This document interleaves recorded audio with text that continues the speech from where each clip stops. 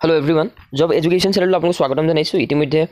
एडिआर result আজি মাছনিশা 12 বজাত প্ৰকাশ হ'ব বুলি ভালেখিনি সোৰ্সৰ পৰা আপোনালোকে গম পাইছে আৰু তৃতীয় আৰু চতুৰ্থ বৰ্গৰ পদৰ ফলাফল আজি যেহেতু ইয়াতে মুকলি কৰিব বুলি কৈছে 12 বজাত কিন্তু এটা কথা বহুতে সুধি আছিল যে এটা নোটিফিকেশনত উল্লেখ কৰিছিল যে ডকুমেন্ট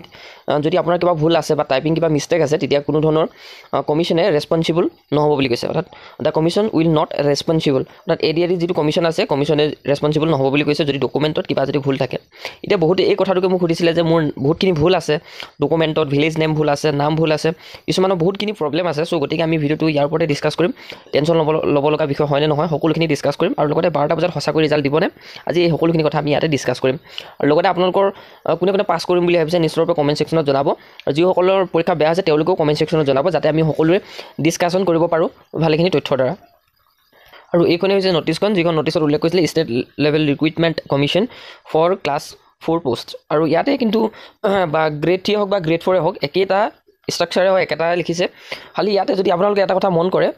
যত উল্লেখ কৰিছে ইয়াতে the commission will not be responsible for any typing mistake typing বা প্ৰিন্টিং মিস্টেক যদি আপোনাৰ কিবা যদি ভুল আছে টাইপিং কৰা ভুল আছে বা প্ৰিন্টিং মিস্টেক হয় তেতিয়া কমিশনে ৰেসপন্সিবল নহব এতিয়া বহুতে সুধিছিলে মোৰ ডকুমেন্ট বিলাকত এটা দুটা কিবা ভুল আছে গতিকে মই কিবা টেনচন ল'ব লগা হৈছে এনে ধৰণে দিছে এটা কথা কওঁ আগৰ যিখন নোটিফিকেশন যেতিয়া ৰিজাল্ট ৰিলিজ কৰিছিল তেতিয়াও কিন্তু এইখিনি কথাই উল্লেখ কৰিছিল ইমান চিন্তা কৰিব লগা বিষয় নহয় আৰু যদি কিবা ভুল আছে তাৰ বাবে সুবিধাও আছে আৰু এই সুবিধা মৰ্মে আপোনালোকে কৰিব লাগিব তাৰ বাবে আমাৰ চেনেলত সকলোখিনি আপোনালোকক দি থাকিম কি কৰিব লাগিব যদি আপোনাৰ কিবা ভুল হৈছে নিশ্চয়কৈ কমেন্ট সেকশনত জনাব কি ভুল আছে আপোনালোকৰ আৰু নিশ্চয়কৈ ইয়াৰ বাবে সুবিধাও আছে গতিকে ৰিজাল্টটো ভাল হলে টেনচন নলব ডাইৰেক্ট আপোনালোকে ভালকে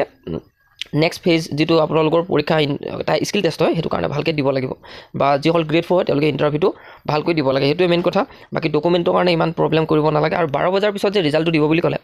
এটো কিন্তু সম্পূৰ্ণৰূপে ইয়াতে যদি আমি চাও নোটিছখনত কিন্তু উল্লেখ কৰা নাই এটো কথা যিবিলাক ৱেবসাইট হয় ৱেবসাইটত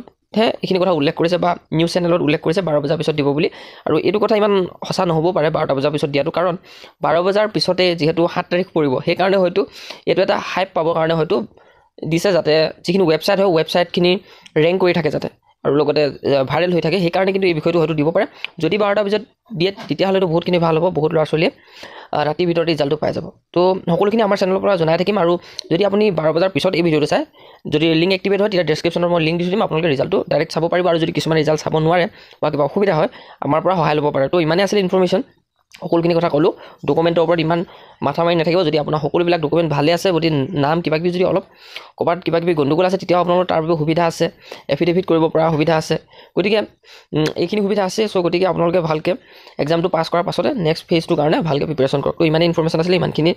আছিল ইনফৰমেশন আৰু লগতে ডিএমই কথা জানে আপোনালোকে পোষ্টখিনি কেনসেল হ'ল সো গতিকে ডিএমই ফালৰ পৰা যদি গ্ৰেড 4 আকৌ নতুন ৰিক্ৰুটমেন্ট বা নতুন পোষ্ট ক্ৰিয়েট কৰে তেতিয়া আপোনালোকৰ হয়তো এপ্লাই কৰিব পাৰিব তো ইমান আছিল ইনফৰমেশনটো